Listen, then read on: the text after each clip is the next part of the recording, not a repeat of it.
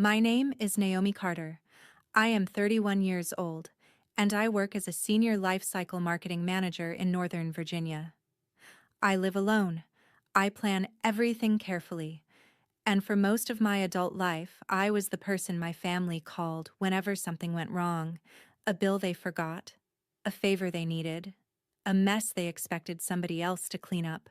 So when my mother called me a week before Christmas, sounding soft and almost tearful, begging me to come home because the holidays would not feel complete without me, I let myself believe her.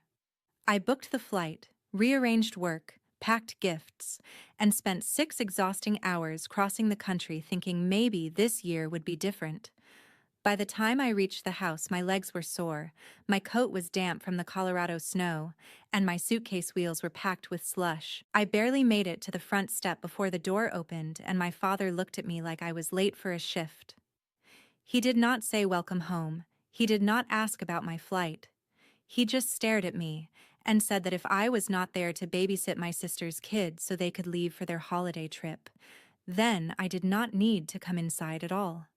A second later, my sister appeared behind him, already dressed to leave, laughing like this was the most natural thing in the world. Then my mother joined in, then the kids, then all of them were smiling at me like I was not their daughter or sister. Just the unpaid solution standing on the porch with a suitcase in one hand. I looked at every face in that doorway, smiled back, and told them they had 5 more minutes to laugh together. Before I tell you why the whole house went quiet right after that, tell me this first: what time is it where you are right now, and where are you watching from? Because I really want to know how far this story reaches tonight. Nobody laughed after I said that. My father's smile dropped first, then my sister's. Then my mother's face tightened in that nervous way she always had when she realized I was not reacting the way they expected. For a second, all I could hear was the wind pushing snow against the porch railing and the little jingling sound of the holiday wreath brushing the front door. Then the first phone buzzed. It was my sister's. She glanced down, frowned, and opened the travel app with one hand while still holding her car keys in the other.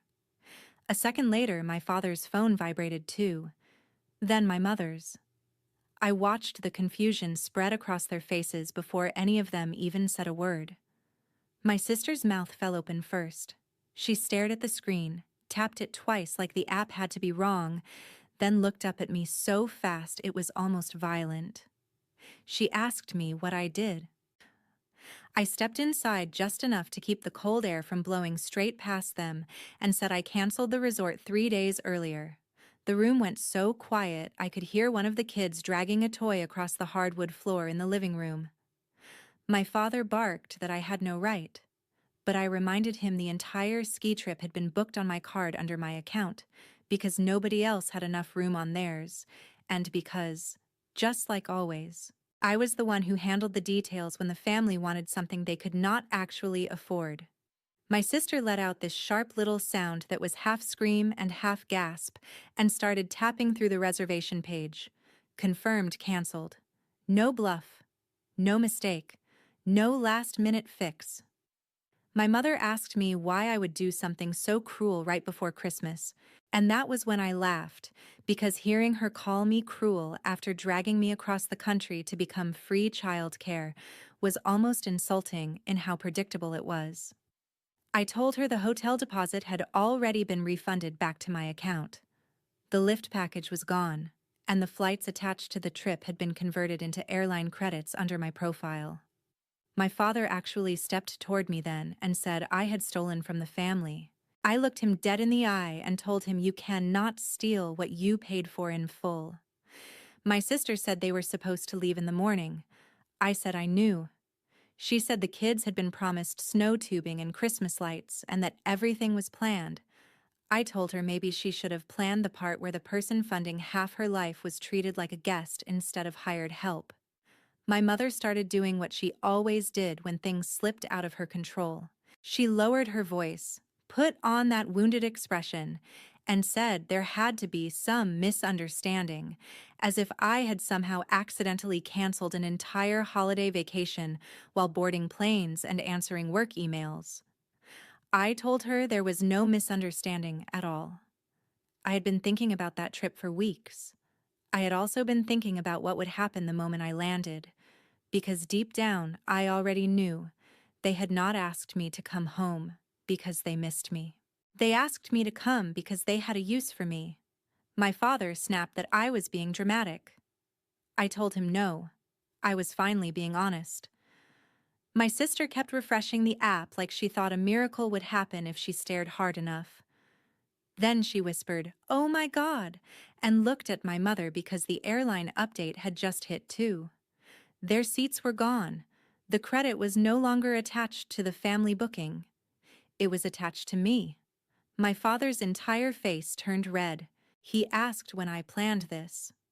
I said around the same time I realized my holiday invitation did not include a room for me, a thank you, or even the decency to ask whether I wanted to babysit before they volunteered my time. My mother begged me to reverse it, said we could talk, said everyone was tired and stressed, and maybe things had started off badly. I stood there with melted snow soaking the hem of my coat and told her this had not started badly.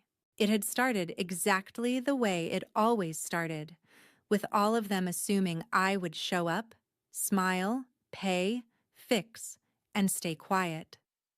My father demanded to know if I thought ruining one trip made us even. I looked at him, then at my sister clutching her phone, then at my mother already close to tears, and I said, if they thought the trip was the whole problem, they still had no idea how much of their lives had been resting on me. That was the moment I set my suitcase down and reached into the front pocket for the folder I had carried all the way from Virginia. It was thick, organized, and tabbed in the same neat way I handled campaign reports at work, because if my family had taught me anything, it was that people who live by excuses hate paper. My father rolled his eyes the second he saw it, but my sister went pale before I even opened it. She knew enough to recognize the look on my face. I pulled out the first page and held it up. Mortgage assistance. Not the full house payment every month, but enough to keep them breathing every time they fell behind. Then I set down the next page. Utility transfers. Electric. Internet. Water. Then the next. My sister's car payment support from the months after she lost her job. Then the insurance payment I had quietly kept covering because nobody wanted the kids riding around uninsured. Then the phone plan. Then the grocery delivery account that my mother loved to call a blessing from above every time the holiday food showed up on her porch, like magic. None of it was magic. It was me. Every late-night transfer. Every emergency card payment. Every quiet rescue wired out between meetings, flights, and weekends, when I should have been building my own life instead of keeping theirs from sinking. My mother looked at the papers like they were something ugly. My father kept insisting this was family and that family helps each other, but I asked him a simple question. When was the last time any of them helped me?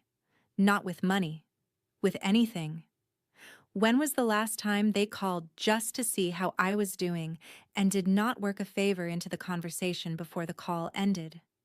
My sister started to say something about how I had always offered, and I cut her off. I told her people stop saying no when they learn that saying no comes with punishment. Silence, guilt, accusations, weeks of being called selfish. I had spent years being trained to keep the peace by paying for it. My father said that was ridiculous and ungrateful. He said he put a roof over my head growing up. He said they raised me. I told him that raising your daughter does not give you a lifetime subscription to her bank account. My mother started crying then, soft at first, then harder when she realized nobody was rushing to comfort her because even the kids could feel something real was happening now. I took another paper from the folder and placed it on the entryway table. That one got everyone's attention. It was the notice showing I had canceled the automatic support transfers weeks earlier. Not that morning. Not in anger on the porch. Weeks earlier. I told them overdue notices had already started building in their portals and inboxes. If they had been checking their accounts instead of assuming things somehow got handled, they would have known. My sister whispered, "No, no, no," under her breath as she opened another app. My father demanded to know why they had not been told. I told him because I wanted the truth to do what the truth always does when people stop hiding it. I wanted it to arrive slowly and sit in the middle of their living room where nobody could look away from it. My mother asked if I was really going to let the family spiral over hurt feelings. That made something in me go cold. I looked at her and said, "This is exactly why I stopped telling you how I felt years ago, because every time I did, you shrank it into hurt feelings, as if exhaustion, resentment, and being treated like an emergency fund with a pulse were just mood swings I would get over." My father told me to stop talking like a victim. I said I was not a victim anymore. That was the point. My sister had backed herself against the wall by then, clutching her phone like it might save her. I told her the car lender had already stopped receiving backup payments from me. I told my mother the grocery account would shut off at the end of the week. I told my father the household transfers were done. Then I said the one thing that made all three of them freeze. I said I had not flown across the country just to cancel their vacation. I flew in because this was the last Christmas I would ever spend financing people who laughed at me before I had even taken my boots off. I wish I could say somebody apologized right then, but that is not how families like mine work. My father went straight to anger because anger had always been his shield. My mother went to guilt because guilt had always been hers. My sister kept crying because crying had usually been enough to make everyone rearrange reality around her. But none of it was working on me anymore. I was tired, cold, and more certain than I had ever been in my life. I told them this was not a scene. It was a boundary. And whether they liked it or not, boundaries were already expensive. My father asked me where I thought I was going to go after pulling a stunt like that, and I told him the truth. I was not going upstairs to unpack. I was not sleeping in the guest room. I was not spending one single night under a roof I had helped keep over people who could stand there laughing while handing me their responsibilities. I told them I had a closing appointment and a key pickup the next morning. My mother blinked at me and asked what I was talking about. My sister actually stopped crying long enough to stare, so I told them that while they were assuming I would keep wiring money forever, I had spent the last year building an exit quietly and carefully. I had bought a condo in Denver. My condo. My name only, my down payment, my mortgage, my furniture deliveries, my address, my future. I had not told them because I knew exactly what would happen if they knew. There would be talk about how useful it would be to have a place in the city. There would be hints about staying over. There would be emergencies and visits that lasted too long and somehow ended with one more bill in my lap. So I kept it private. My father looked offended in a way that would have been funny if it had not shaped my childhood. He asked how I could make a move that big without discussing it with family. I told him because every time I made a responsible decision for myself, this family treated it like shared property. My mother asked if I had really planned all of this before coming home. I said yes. I planned it the same way I planned everything else in my life. Because if I had left my future in their hands, I would still be paying for somebody else's chaos at 50. My sister asked where the kids were supposed to go now. I told her with their mother. That answer hit her harder than the canceled resort had. She said she needed a break. I said being a parent and wanting a break are not the same as assigning your children to an aunt who never agreed to take them. My father raised his voice and said I was selfish. I asked him what exactly was selfish about refusing to be ambushed at the front door after 6 hours of travel and thousands of dollars in support nobody thanked me for. He had no answer, so he did what men like him do when they lose control. He made it about respect. He said I was humiliating him in his own home. I almost laughed at that because the truth was, this had not even begun to touch the humiliation I had swallowed for years. Every time they called me in crisis and then dismissed me, the second the problem was solved. My mother came closer and lowered her voice, asking me to at least stay the night and talk in the morning. I could hear the panic beneath the softness now. She knew once I walked away, the family story about me being dramatic would be harder to maintain because I would no longer be there to absorb their version of events. But I was done sitting in kitchens while people explained why my pain was inconvenient. I picked up my suitcase again and told them I was leaving. My father said if I walked out after embarrassing the family like this, I should not expect to come back. I looked at him and said that was the first useful thing he had said to me all night. The cold hit me hard when I stepped back onto the porch, but I barely felt it. My heart was pounding too loudly. Behind me, I could hear my mother calling my name, my father swearing under his breath, my sister telling the kids to stay in the living room, but none of it sounded like home anymore. It sounded like noise from a place that had finally stopped having power over me. I wheeled my suitcase down the snowy path toward the curb where my rideshare was pulling up, warm headlights cutting through the dark.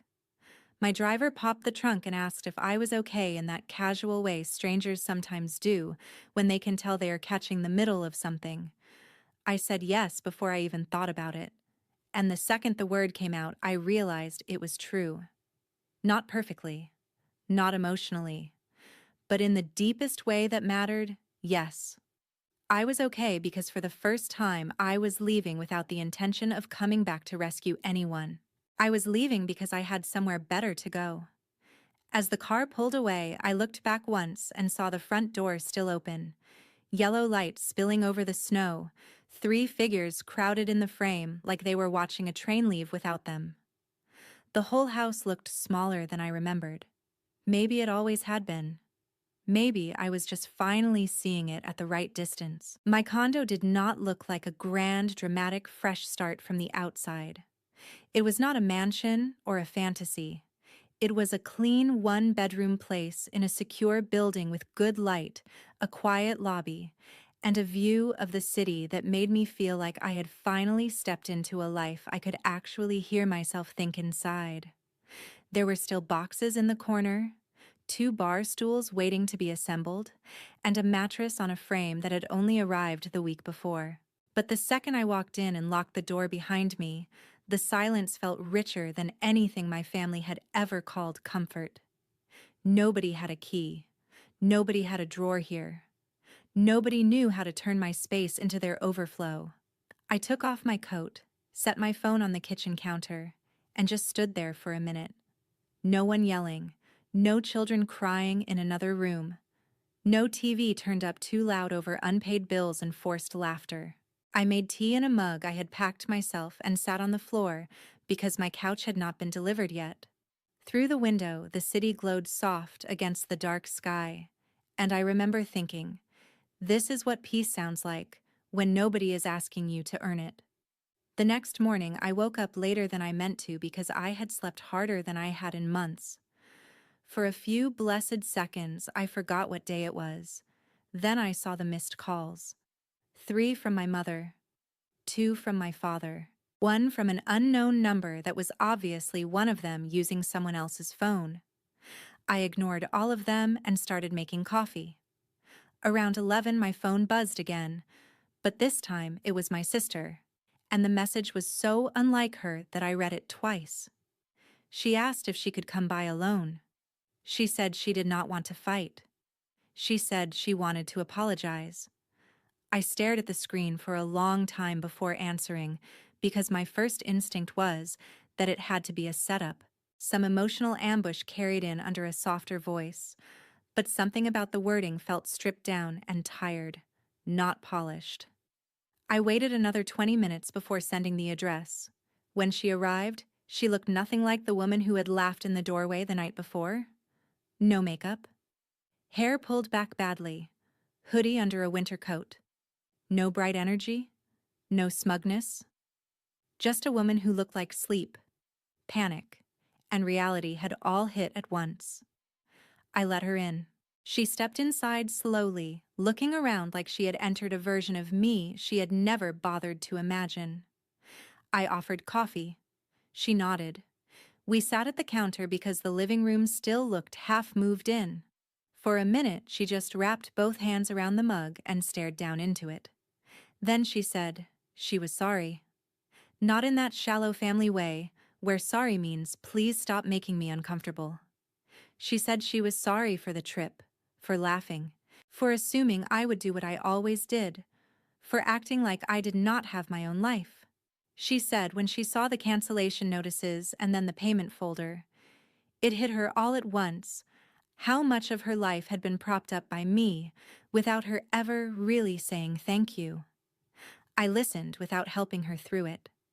She told me our parents had spent years calling me dependable like it was praise, when really it was a way of assigning me every burden nobody else wanted. She admitted that after a while she stopped even seeing it because it had become the family system. I asked her the question I had wanted answered for years. If I had shown up and said no on the porch without any of the financial leverage, would you have defended me?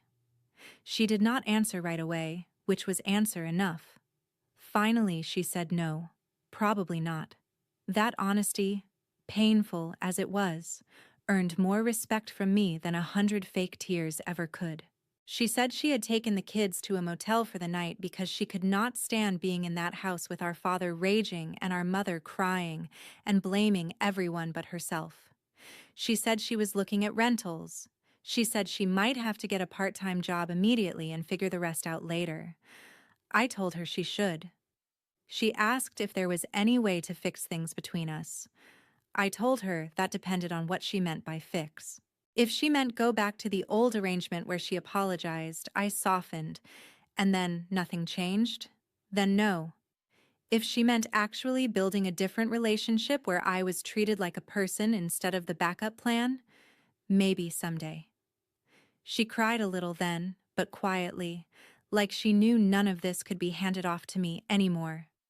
Before she left, she looked around my kitchen one more time and said, "This place feels like you. Clean, calm, no noise." I said that was the idea. She nodded and told me she understood now why I had kept it private. When the door closed behind her, I stood there for a long minute, feeling something strange and unfamiliar. Not forgiveness, not even relief, just space. Space where expectation used to be. That night, the sun went down early and I turned on the small table lamp by the window and finally started unpacking dishes. For the first time in years, nobody interrupted me to ask for money while I was trying to build something of my own. I should have known the peace would not last untouched, but even that short stretch of quiet felt like a reward my nervous system had been begging for. The next blow came through the family group chat at 7:30 the following morning. My father had written a long message full of words like betrayal, disrespect, and humiliation, as if the real offense in all of this was not years of using me, but the fact that I had finally stopped. My mother followed with a softer version of the same script, saying families go through hard seasons and that cutting people off at Christmas was cruel and unnatural. My sister did not say anything. I read every message while standing at my kitchen counter eating toast in absolute silence, and I realized something almost funny. Without me rushing to fix things, their drama suddenly had nowhere to land. I did not answer. Instead, I opened my laptop and started doing what I should have done a long time ago. I removed every authorized user I legally could from the cards tied to my accounts. I canceled the recurring transfers I had once set up in hopeful little bursts of generosity.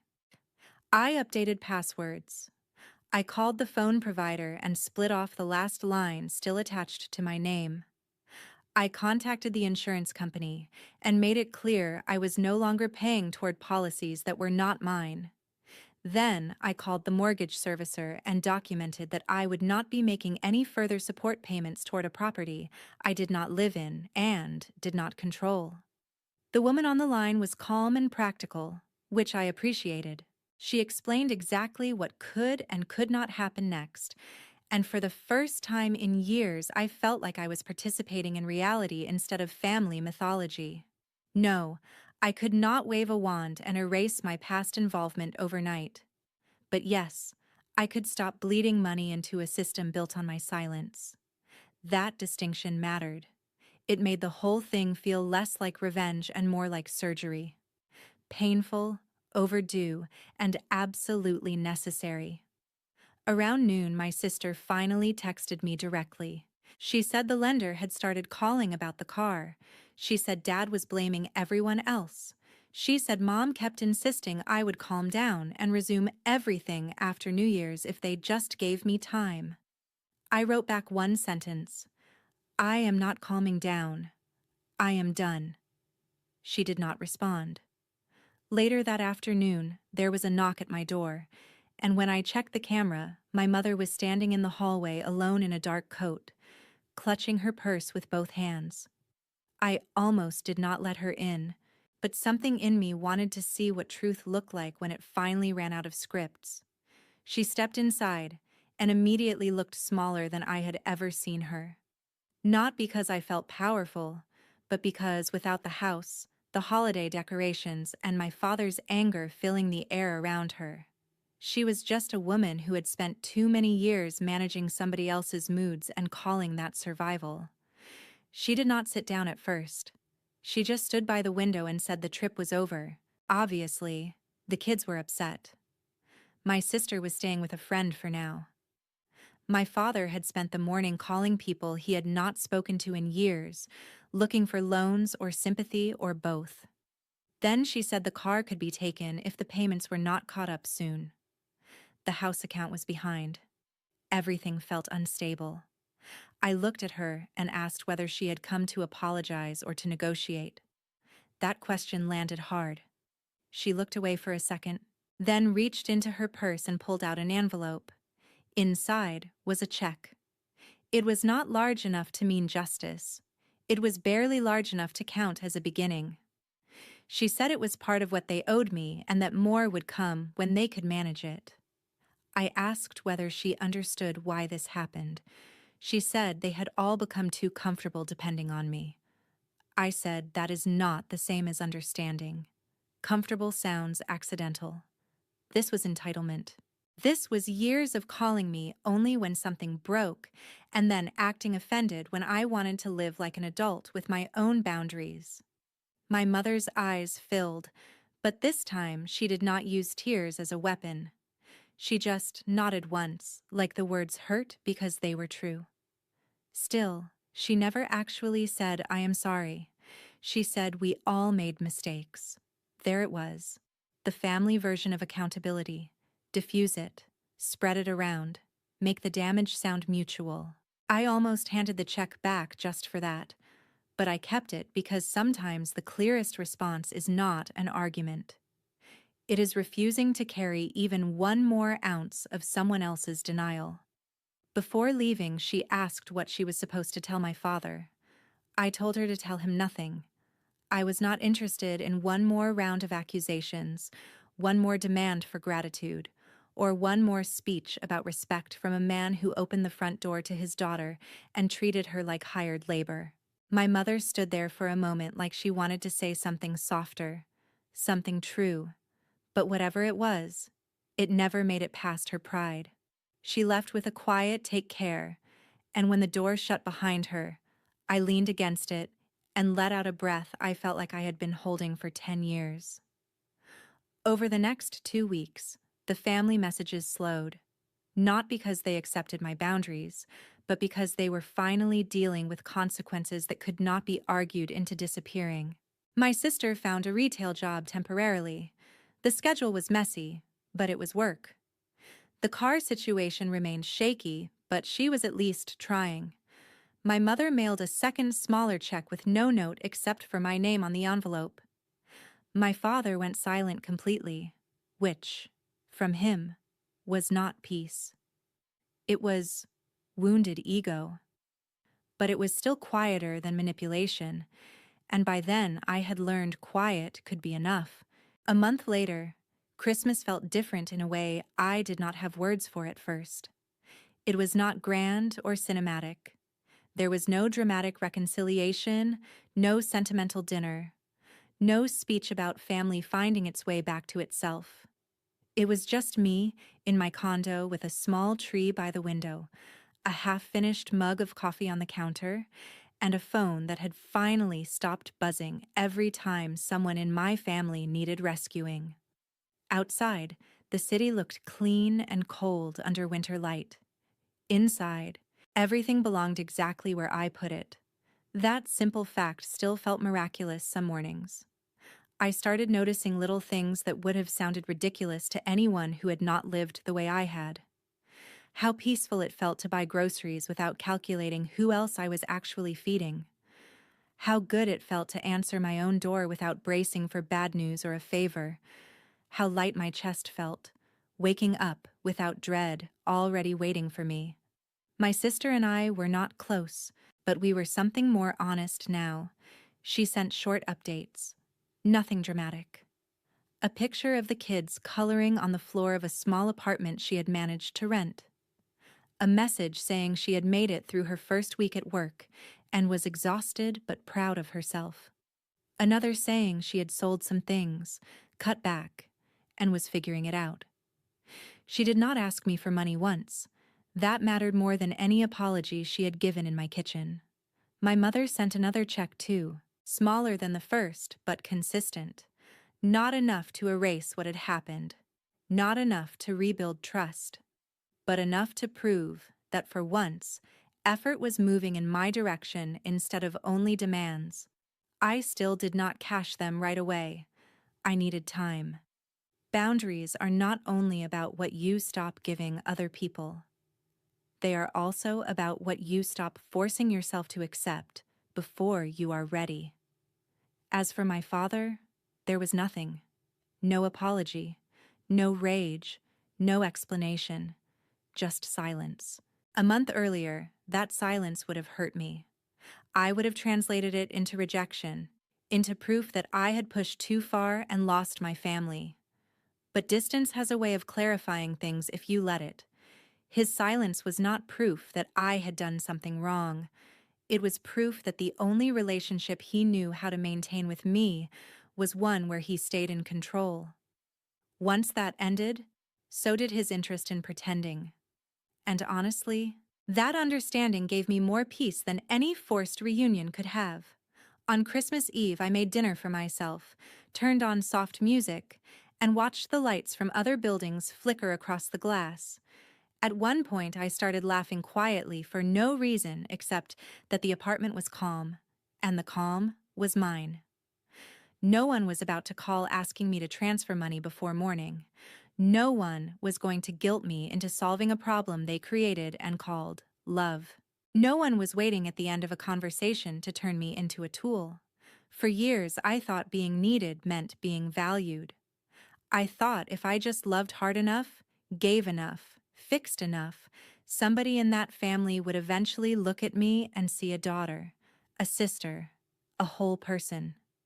What I learned instead is something I wish more people were taught younger, because it would save them years of confusion and pain. Being useful is not the same as being loved. Being dependable is not the same as being respected. And sacrificing yourself without limits does not make you kind if the people around you are only growing more comfortable with your exhaustion. Real love has structure. Real care has honesty. Real family does not demand that one person drown so everyone else can stay dry. That was the lesson hidden inside everything that happened to me, and I think it matters beyond my story. There is educational value in learning where support ends and self-abandonment begins. There is valuable knowledge in understanding that boundaries are not cruelty. They are responsibility. They teach other people how to treat you, and they remind you that your life is not a public utility for anyone with the right last name. Sometimes, the most useful thing you can do for the people around you is stop protecting them from the results of their own choices. Sometimes the most compassionate decision is the one that looks harsh from the outside because it finally forces growth, truth, and accountability into a place where denial used to live. That does not mean revenge has to be loud or ugly. Sometimes the strongest revenge is refusing to keep playing the role that is destroying you. If my story means anything now, I hope it means this. You can love people and still say no. You can care deeply and still walk away from what is hurting you. You can build a life that is calm, honest, and good without apologizing for every boundary that made it possible. And if you have ever had to choose between being the safety net for everyone else and finally becoming a safe place for yourself, then you already know how hard that choice is. I would really love to hear your thoughts, because stories like this are not only about conflict, they are also about the lessons we carry forward, the self-respect we rebuild, and the kind of life we decide we deserve after the noise is finally gone.